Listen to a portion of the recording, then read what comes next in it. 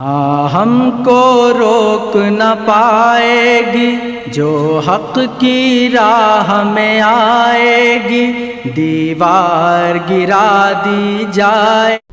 نہ میں وہابی نہ میں بابی، میں ہوں مسلم علمی کتابی۔ تو کتاب نے کیا کہا؟ اپنے بعد دو چیزیں چھوڑ کے جا رہا ہوں، دو بابے۔ صلی اللہ علیہ وآلہ وسلم تو ہمیں کتابوں کو پکڑنے کا کہہ رہے ہیں، بابوں کو پکڑنے کا نہیں کہہ رہے۔ ان علماء کو شرم نہیں آتی ہے اپنی طرف؟ تو اس میں آپ دیکھ لیں، زیادہ نہ میرے کو گستاخیاں کرایا کرو یار۔ نحمدہ ونصلی علی رسولہ الکریم، اما بعد۔ معزز سامعین، السلام علیکم ورحمۃ اللہ وبرکاتہ۔ انجینئر مرزا جہلمی دور حاضر کے بڑے فتنوں میں سے ایک فتنہ ہے جو مختلف انداز و اطوار سے امت کو گمراہ کرنے کی کوشش کر رہا ہے۔ ایک نعرہ یہ بہت زیادہ لگاتا ہے، نہ میں وہابی نہ میں بابی، اور بزرگوں کا تو یہ اتنا شدید دشمن ہے نا کہ آپ سوچ نہیں سکتے۔ ہم کتابوں کو ماننے والے ہیں، بابوں کو ماننے والے نہیں ہیں، بابوں کا دفاع کرنے والے نہیں ہیں۔ کتابوں کو ماننے کا حکم ہے، بابوں کو ماننے کا حکم نہیں ہے۔ آپ اس کی گفتگو سنیں اور دیکھنا یہ بزرگان دین کے بارے میں کتنا زہر اگلتا ہے، گھٹیا طرز کے ساتھ ان کا نام لیتا ہے، مختلف القابات سے ان کو پکارتا ہے، حتیٰ کہ ان پر تکفیر کے فتوے لگانے سے بھی باز نہیں آتا۔ انجینئر مرزا جہلمی کی سیاہ کاریاں، آپ ہمارا بیان سنیں، اس میں ہم نے اس کی ویڈیوز لگائی ہوئی ہیں جس میں اس نے بڑے بڑے بزرگوں پر کفر و شرک کے فتوے لگائے ہیں۔ اپنی جاہل عوام کو، جاہل ماننے والوں کو یہی سکھانے کی کوشش کرتا ہے، بابوں کو ماننے کا حکم نہیں ہے، کتابوں کو ماننے کا حکم ہے، بابے ایسے پتہ نہیں کیا کیا کچھ کہتا رہتا ہے۔ آج ہم انشاءاللہ مختصر وقت میں آپ کے سامنے پیش کریں گے کہ قرآن اور حدیث ہمیں بزرگان دین، فقہائے کرام کی بات ماننے کا حکم کرتا ہے، قرآن بھی حدیث مبارکہ بھی۔ لو جی آپ کے سامنے پیش ہے قرآن پاک، پارہ نمبر 5 ہے والمحصنات، سورت نمبر 4 ہے سورت النساء، اس کی آیت نمبر 59 ہے۔ اللہ جل شانہ ارشاد فرماتے ہیں، یا ایھا الذین آمنوا، اے ایمان والو، اطیعوا اللہ، اللہ کی اطاعت کرو، واطیعوا الرسول، اور رسول پاک صلی اللہ علیہ وسلم کی اطاعت کرو، واولی الامر منکم، اور اپنے میں سے اولی الامر کی اطاعت کرو۔ اللہ کی اطاعت کرو، نمبر 2 رسول کی اطاعت کرو، نمبر 3 اولی الامر کی اطاعت کرو۔ اولی الامر سے کیا مراد ہے؟ میری تشریح کو چھوڑو، انجینئر کی تشریح کو چھوڑو، دور حاضر کے کسی بندے کی تشریح کو چھوڑو، نبی پاک صلی اللہ علیہ وسلم کے صحبت یافتہ، آپ صلی اللہ علیہ وسلم کے شاگرد، آپ صلی اللہ علیہ وسلم کے مقتدی، آپ صلی اللہ علیہ وسلم کے طالب علم کی تشریح پیش کرتے ہیں۔ ہمارے سامنے کتاب ہے امام بہقی کی المدخل الی السنن الکبریٰ للبہقی، عن ابن عباس رضی اللہ تعالی عنہ فی قولہ اطیعوا اللہ واطیعوا الرسول واولی الامر منکم قال، آپ نے فرمایا اطیعوا اللہ واطیعوا الرسول واولی الامر منکم کی تفسیر میں اللہ سے مراد اللہ جل شانہ کی ذات، رسول سے مراد نبی پاک صلی اللہ علیہ وسلم، اور اولی الامر سے کیا مراد ہے؟ حضرت ابن عباس رضی اللہ تعالیٰ عنہ فرماتے ہیں اہل الفقہ والدین، اللہ اکبر، فقہا، دیندار یعنی بزرگ مراد ہیں۔ اب آیت کا مطلب کیا ہوا؟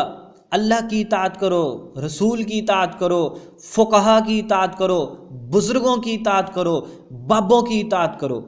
آگے سنیے، وَأَهْلَ طَاعَةِ اللَّهِ، اور اللہ کی فرمانبرداری کرنے والے وہ لوگ جو دین کی تفسیر لوگوں کو سکھاتے ہیں، اچھی باتوں کا حکم کرتے ہیں اور بری باتوں سے منع کرتے ہیں۔ آگے حضرت ابن عباس رضی اللہ تعالیٰ عنہ کے الفاظ کو سنو اور دیکھو، اور مرزے کے ماننے والوں، جاہلو، بغیر ہمارا بیان سنے ویڈیو کو ڈس لائک کرنے والوں سنو۔ حضرت ابن عباس رضی اللہ تعالیٰ عنہ فرماتے ہیں فَأَوْجَبَ اللَّهُ طَاعَتَهُمْ، اللہ تبارک و تعالیٰ نے ان کی اطاعت کو واجب قرار دیا ہے۔ تم کہتے ہیں بابوں کو نہیں مانتے، بابوں کی نہیں مانتے، کتابوں کو ماننے کا حکم ہے، بابوں کو ماننے، یہ دیکھو اولی الامر قرآن پاک کا حکم ہے۔ اس کی تشریح رئیس المفسرین، امام المفسرین حضرت عبداللہ بن عباس رضی اللہ تعالیٰ عنہ فرما رہے ہیں، اس سے مراد فقہا، دیندار لوگ ہیں۔ اللہ نے ان کی اطاعت کو واجب فرمایا ہے۔ المدخل الی السنن الکبریٰ للبہقی، جلد نمبر 1 صفحہ نمبر 212۔ اگلا حوالہ سنیے، حضرت جابر بن عبداللہ رضی اللہ تعالیٰ عنہ، یہ بھی نبی پاک صلی اللہ علیہ وسلم کے جلیل القدر صحابہ میں سے ہیں، وہ فرماتے ہیں اطیعوا اللہ و اطیعوا الرسول و اولی الامر منکم، قال فرمایا اولی الفقہ والخیر، اس سے مراد کون لوگ ہیں؟ فقہا اور بہترین لوگ، اچھے لوگ، بزرگ مراد ہے اس سے وہی باب مراد ہیں جن رات یہ ذلیل انسان توہین کرتا ہے۔ حضرت جابر بن عبداللہ رضی اللہ تعالیٰ کیا فرماتے ہیں؟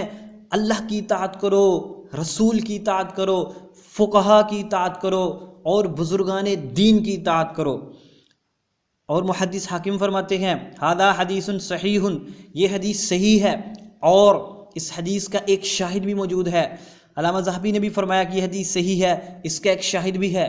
انہوں نے یہ اشارہ اس لیے کیا کہ اس حدیث کی سند کے کسی راوی پر جرح نہ کرنا، اس کا ایک شاہد موجود ہے، المدخل الی السنن الکبریٰ للبہقی میں موجود ہے، المستدرک للحاکم جلد نمبر 1 حدیث نمبر 422۔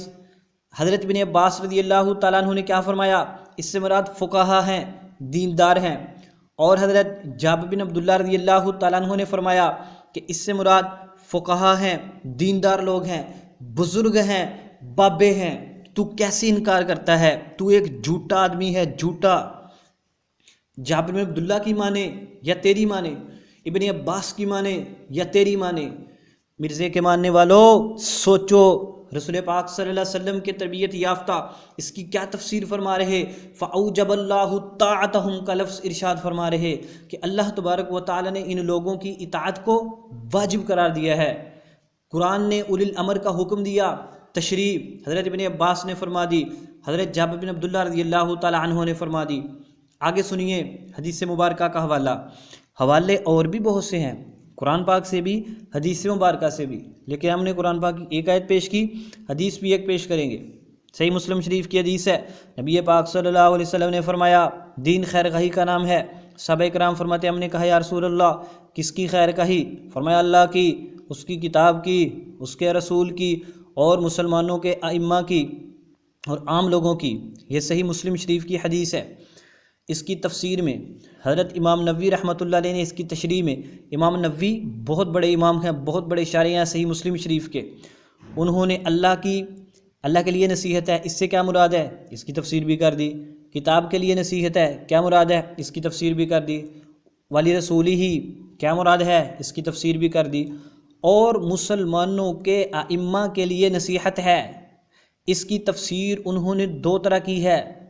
فرمایا کہ یا تو مراد اس سے خلفاء ہیں، امراء ہیں، اور دوسری تفسیر اس کی فرمائی، اور فرمایا حضرت امام خطابی رحمۃ اللہ علیہ کی بات نقل کر کے پھر فرمایا کہ اس حدیث کو محمول کیا جائے گا ائمہ دین پر، اس سے مراد علماء دین ہیں، فقہا ہیں، بزرگان دین ہیں، اور ان کی وَأَنَّ مِن نَصِيحَتِهِمْ، یہ دین ان کے لیے نصیحت ہے۔ اس کا کیا مطلب ہے؟ قبول ما رووہ، جو وہ روایت کریں اس کو قبول کیا جائے، ایک بات۔ دوسری وَتَقْلِيدُهُمْ فِي الْأَحْكَامِ، اور احکام میں ان کی تقلید کی جائے، ان کی پیروی کی جائے۔ آنکھیں کھول کے دیکھو مسلم شریف کے شارح اس کی کیا تفسیر فرما رہے؟ یہ دین نصیحت ہے مسلمانوں کے اماموں کے لیے، مطلب یہ ہے کہ مسلمانوں کے اماموں کی بات کو قبول کیا جائے اور احکام میں ان کی تقلید کی جائے۔ تم کیسے کہتے ہو بابوں کو نہیں ماننا، کتابوں کو ماننا ہے؟ کتابیں تمہیں سمجھانی کس نے ہیں؟ جبریل میکائیل آئیں گے؟ نہیں، بزرگان دین سمجھائیں گے، شارحین سمجھائیں گے، فقہا سمجھائیں گے۔